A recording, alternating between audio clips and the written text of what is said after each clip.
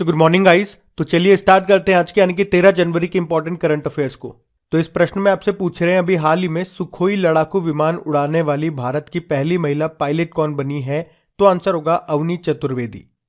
आपको याद है हमने पढ़ा था कि जापान के साथ हम 2023 में एक हवाई युद्ध अभ्यास करेंगे जिसका नाम है वीर गार्जन 2023, 12 से लेके 26 जनवरी तक। कहाँ पे? जापान में। तो भारतीय वायुसेना की पहली महिला फाइटर पायलट कौन है? अवनी चतुर्वेदी। उन्होंने इसमें पार्टिसिपेट किया और इस तरह वे भारत की पहली महिला फाइटर पायलट होंगी जो विदेशी धरती पर होने वाले किसी भी हवाई युद्ध अभ्यास में हिस्सा लेंगी। तो squadron leader Avani Chaturvedi Sukhoi 30 MKI की पायलट हैं। तो इनका नाम याद रखना है आपको, सिंपल सा याद रखना है। क्या? सुखोई लड़ाकू विमान उड़ाने वाली भारत की पहली महिला पायलट कौन? अवनी चतुर्वेदी। अब आप पूछोगे राफेल उड़ाने वाली पहली भारतीय महिला पायलट कौन बनी थी? तो आंसर होगा शिवांगी सिंह। और अभी भारत की सबसे कम उम्र की महिला पायलट बनी थी 25 साल की आयशा अजीज, ये कश्मीर से है। तो ये नाम भी ध्यान रखना। बढ़ते आगे। फिर बताइए हाल ही में राष्ट्रीय यूथ दिवस कब मनाया गया? तो आंसर होगा 12 जनवरी को। तो हर साल 12 जनवरी को हम ये नेशनल यूथ डे के रूप में, राष्ट्रीय युवा दिवस के रूप में मनाते हैं। इस दिन स्वामी विवेकानंद जी की जयंती होती है। बात करें इस बार की थीम क्या है? विकसित युवा विकसित भारत। और प्रधानमंत्री जी ने अभी 26वां राष्ट्रीय युवा महोत्सव का उद्घाटन कहाँ पे किया? कर्नाटक के हुबली धारवाड़ में। ये भी ध्यान रखना। अच्छा, ये तो हो गया नेशनल यूथ डे। हम इंटरनेशनल यूथ डे कब मनाते हैं? 12 अगस्त को। उस दिन हाथी दिवस भी होता है। अच्छा, अगर आपसे पूछा जाए कि भारत के बाहर पहला योग विश्वविद्यालय ये कहाँ पे खुला है? अमेरिका में, जिसका नाम स्वामी विवेकानंद जी के नाम पे रखा गया है, विवेकानंद योग विश्वविद्यालय। और यूथ से आपको याद आएगा एक वर्ल्ड यूथ स्किल डे भी होता है, वो 15 जुलाई को मनाया जाता है। और यूथ से ही आपको याद आएगा खेलो इंडिया यूथ गेम्स, जो अभी इसका चौथा संस्करण 2022 में हुआ था। कहाँ पे? हरियाणा के पंचकुला में, जिसका शुभंकर मैस्कॉट था धाकड़, उसको जीता है हरियाणा ने। हरियाणा टॉप पे रहा था। और अभी 2023 में 5वां संस्करण होगा। बेसिकली ये 2022 वाला ही संस्करण है, लेकिन होगा 2023 में। कहाँ पे? मध्य प्रदेश में। और इसका शुभंकर क्या है? आशा। अच्छा, अगर एक बार देखें कि जनवरी में कौन कौन से डे मनाए, तो 1 जनवरी को आपने वैश्विक परिवार दिवस मनाया था और DRDO ने अपना 65वां स्थापना दिवस मनाया। 4 जनवरी को वर्ल्ड ब्रेल डे होता है। 6 जनवरी को युद्ध अनाथ दिवस है। 9 जनवरी को प्रवासी भारतीय दिवस है 17वें नंबर का। कहाँ पे आयोजन हुआ था? इंदौर में। 10 जनवरी को विश्व हिंदी दिवस मनाया। 11 जनवरी को राष्ट्रीय मानव तस्करी जागरूकता दिवस मनाया। और अभी 12 जनवरी को राष्ट्रीय यूथ दिवस। ध्यान रखना ये। बढ़ते आगे। और ये लीजिए 12 जनवरी के डेली करंट अफेयर्स क्विज का रिजल्ट हमारे सामने आ चुका है। टॉप 5 स्टूडेंट्स कौन कौन रहे उनकी बात करें तो फर्स्ट नंबर पे है, टॉप किया है प्रशांत कुमार ने। कॉन्ग्रेचुलेशन प्रशांत। सेकंड पे कुमार हैं, कुमार निर्भय, फिर हैं ऋषिकेश, फिर हैं ब्रजेश और फिर हैं बेस्ट स्टडी। आप सभी को कॉन्ग्रेचुलेशन। बाकी और स्टूडेंट्स ने भी अच्छा परफॉर्मेंस दिया। बस टेस्ट देते वक्त आपको ये ध्यान रखना है कि आपको चीटिंग नहीं करनी है। आपको क्वेश्चन पूरा रीड करना है, उसके बाद उत्तर देना है। अगर कंटिन्यू आप ऐसा करोगे तो इससे एक नई चीज आपके अंदर डेवलप्ड हो जाएगी। वो क्या है? क्वेश्चन को जल्दी जल्दी रीड करना, एक ही बार में रीड करके उसके समझना और उसका उत्तर देना। ये फायदा देगी आपको एग्जाम टाइम में, क्योंकि एग्जाम टाइम में आपको पता है टाइम लिमिटेड होता है। आपने एक बार क्वेश्चन को रीड कर लिया, समझ में नहीं आया, फिर वापस पढ़ने गए तो आपका क्या हो गया? समय खराब हो गया। आपने दूसरे क्वेश्चन का समय उस एक ही प्रश्न को दे दिया। तो वो चीज मैं आपकी वो हैबिट डालवाना चाहता हूं, ताकि एक बार आप क्वेश्चन को रीड कर लो और उस एक बार पढ़ने में आपको समझ में आ जाए, दूसरी बार पढ़ने की जरूरत ही ना पड़े। तो वो चीज हमें डेवलप करनी है।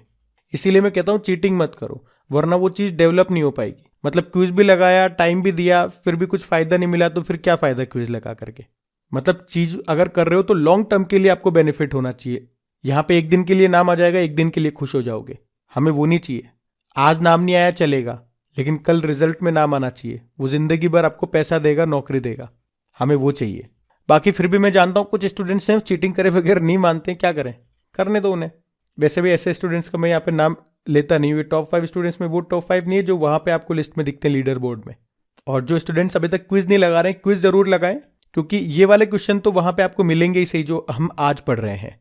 इसके अलावा 5-6 क्वेश्चन मैं पुराने महीने से भी डाल रहा हूं, ताकि पुराने क्वेश्चन का भी आपका साथ के साथ रिवीजन होता चले। डेली 5-7 क्वेश्चन का आप पुराने वाले करंट अफेयर्स का रिवीजन करते चलोगे तो धीरे धीरे धीरे धीरे सारे इंपॉर्टेंट क्वेश्चंस आपके रिवाइज हो जाएंगे। और वैसे मैंने आपको बता दिया, पुराने करंट अफेयर्स का रिवीजन करने के लिए हमने रिवीजन वाली क्लास को फिर से स्टार्ट कर दिया है।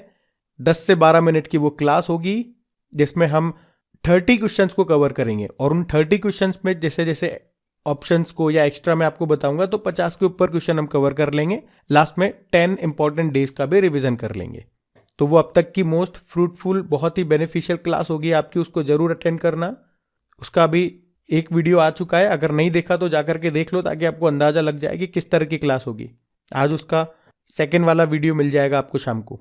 और सेशन अच्छा लगे तो लाइक करके दोस्तों के साथ में शेयर जरूर करना है। अभी बढ़ते हैं आगे। फिर बताइए, अभी हाल ही में जादूनामा पुस्तक का विमोचन किया गया, इसके लेखक कौन है? अरविंद मंडलोई। तो ये जो जादूनामा नाम की जो बुक है, ये अनुभवी लेखक व गीतकार जावेद अख्तर के ऊपर लिखी गई है, उनके बारे में है ये बुक। और इसको किसने लिखा है? लेखक अरविंद मंडलोई ने।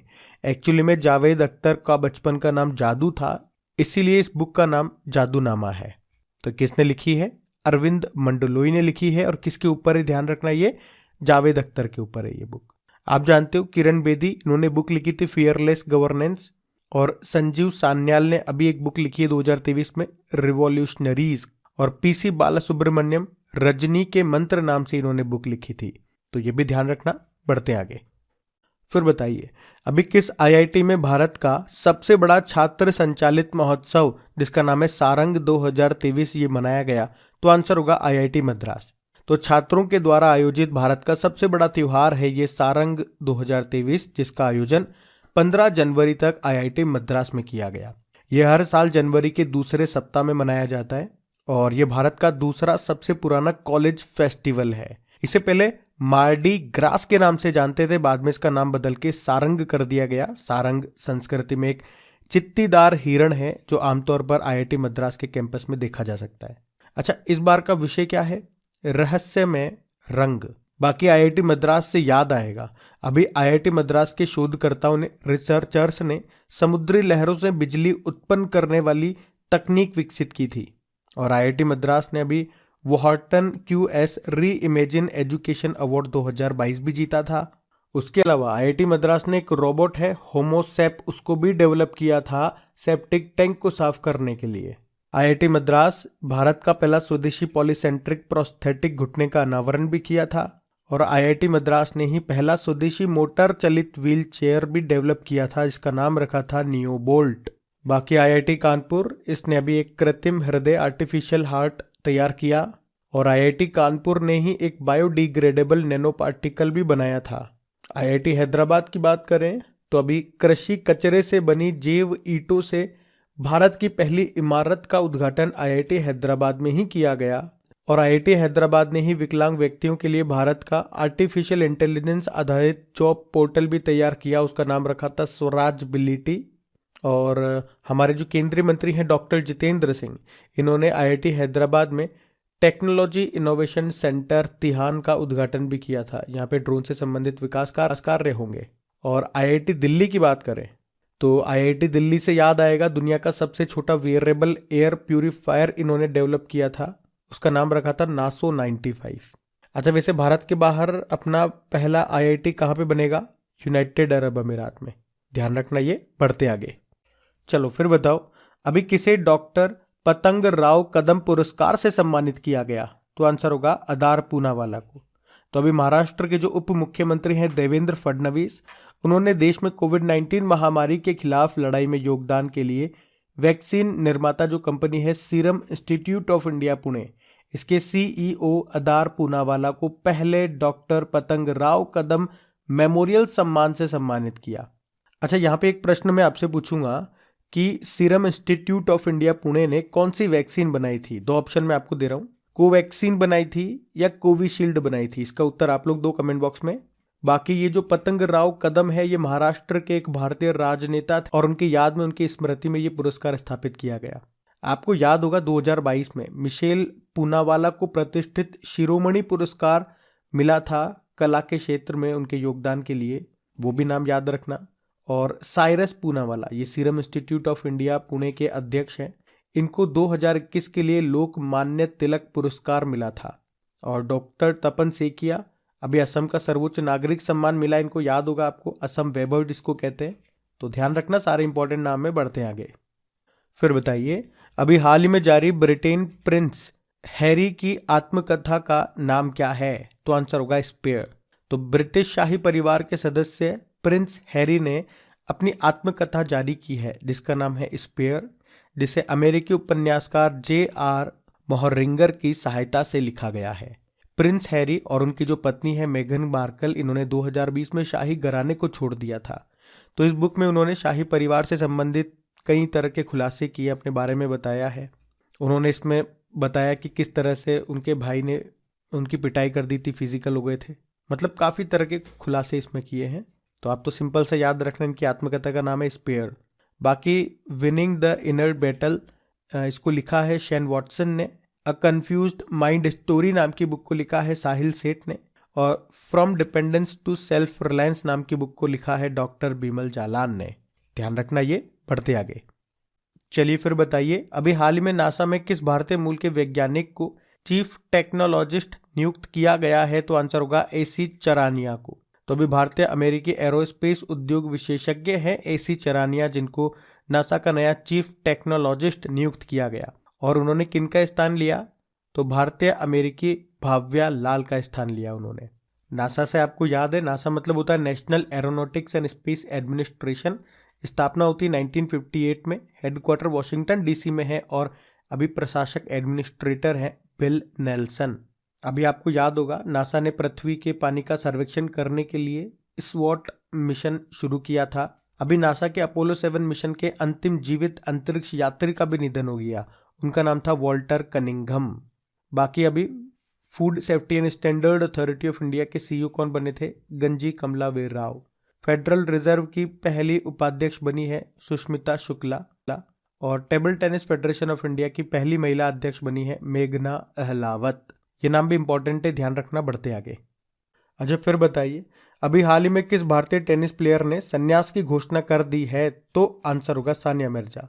तो भारत की star tennis player Sania Mirza, वे अभी ऑस्ट्रेलियन ओपन और दुबई टेनिस चैंपियनशिप खेलने के बाद टेनिस से संन्यास ले लेंगी।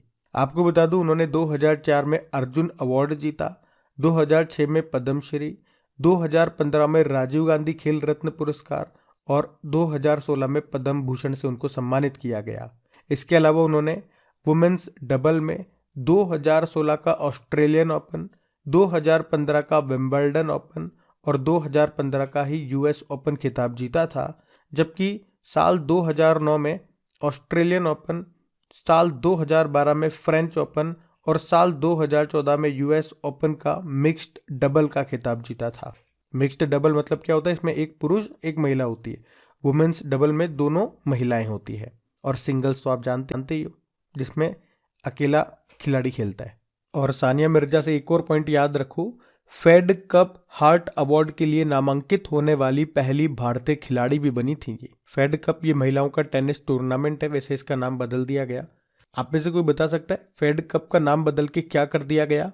और इससे आपका एक करंट अफेयर्स का प्रश्न भी बनेगा आपका, 2022 में हमने पढ़ा था। तो इसका नाम बदल करके याद रखना, बिली जीन किंग कप कर दिया गया। अब क्या करंट अफेयर्स का प्रश्न है, अभी 2022 में ये खिताब किसने जीता था?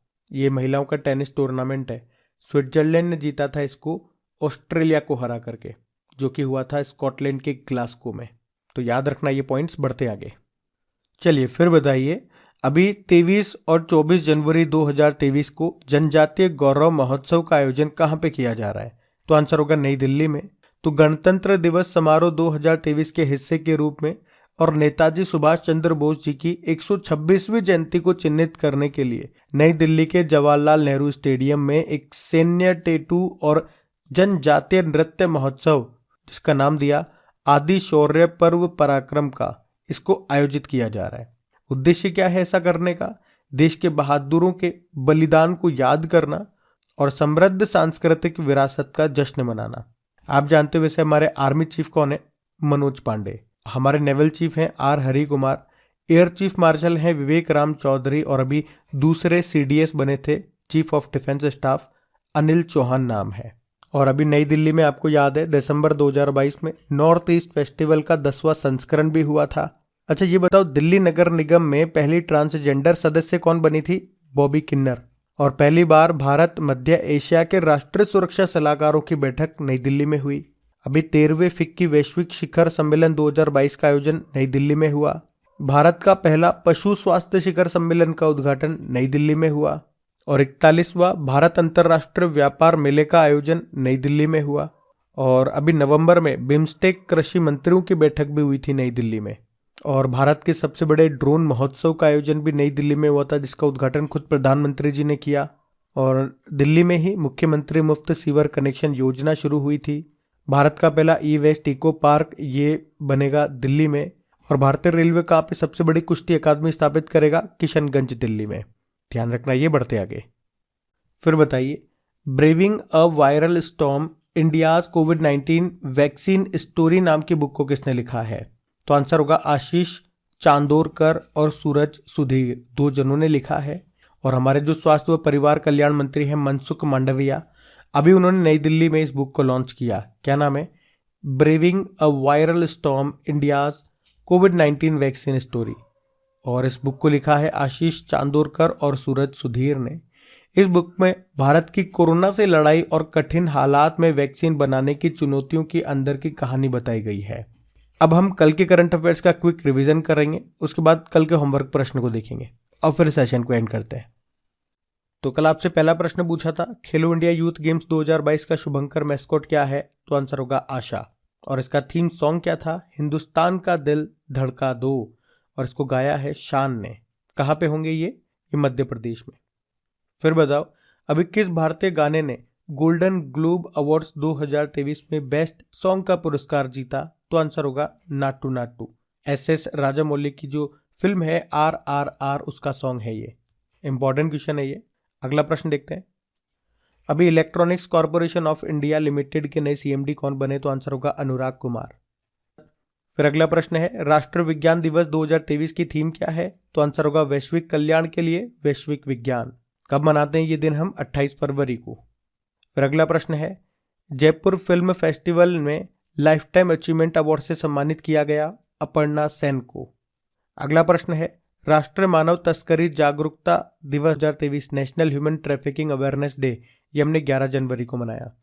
फिर बताओ, अभी किस फिल्म को ऑस्कर 2023 के लिए शॉर्टलिस्ट किया गया? तो आंसर होगा द कश्मीर फाइल्स। किसने बनाई है? विवेक अग्निहोत्री। ये भी ध्यान रखना। फिर अगला है, अभी फरवरी में 36वां अंतर्राष्ट्रीय सूरज कुंड मेले का आयोजन ये कहाँ पे किया जा रहा है? तो आंसर होगा फरीदाबाद में, फरीदाबाद हरियाणा में।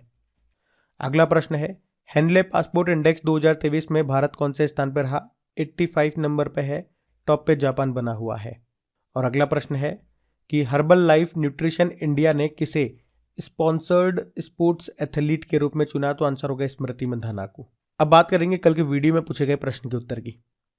तो कल आपसे पूछा गया था कि भारत के पहले ड्रोन कौशल प्रशिक्षण सम्मेलन का उद्घाटन कहां पे किया गया? तो आंसर होगा चेन्नई में। आप सभी ने प्रश्न का बिल्कुल सही उत्तर दिया है। और आपको याद होगा, अगर कोई वीडियो को पहली बार देख रहे हैं, और अगर आप में से कोई वीडियो को पहली बार देख रहे हैं, तो आपको बता दूं, जो हमारा होमवर्क प्रश्न होता है, पहले हम इसमें एक दिन पहले का होमवर्क प्रश्न पूछ लिया करते थे, जो आपके लिए आसान होता था बताना। लेकिन अब हमने फॉर्मेट चेंज कर दिया। अब मैं पुराना कहीं से भी प्रश्न उठा करके आपसे पूछ लेता हूं, चाहे वो 10 दिन भी पुराना हो सकता है, 1 महीने 2 महीने पुराना हो सकता है, ताकि थोड़ा सा दिमाग पे जोर डले कि इसका उत्तर क्या होगा। जिस तरह से क्विज में एक्स्ट्रा क्वेश्चन में ऐड कर रहा हूं, ताकि आपकी प्रैक्टिस भी बने रहे और साथ के साथ रिवीजन भी होता रहे। बाकी इनका भी क्विज बना करके अपलोड कर दिया गया आपकी क्रैक एग्जाम एप्लीकेशन पे। वहीं पे इनकी PDF भी आपको मिल जाएगी। क्रैक एग्जाम एप्लीकेशन का लिंक आपको मिलेगा नीचे डिस्क्रिप्शन बॉक्स में। और वीडियो को अगर अभी तक लाइक नहीं किया तो लाइक कर दो, भूल जाते हो आप लोग। और अपने दोस्तों के साथ में शेयर जरूर करना। एक स्टडी ग्रुप में आप इसको शेयर जरूर किया कीजिए। अब ये रहा आज का आपका होमवर्क प्रश्न।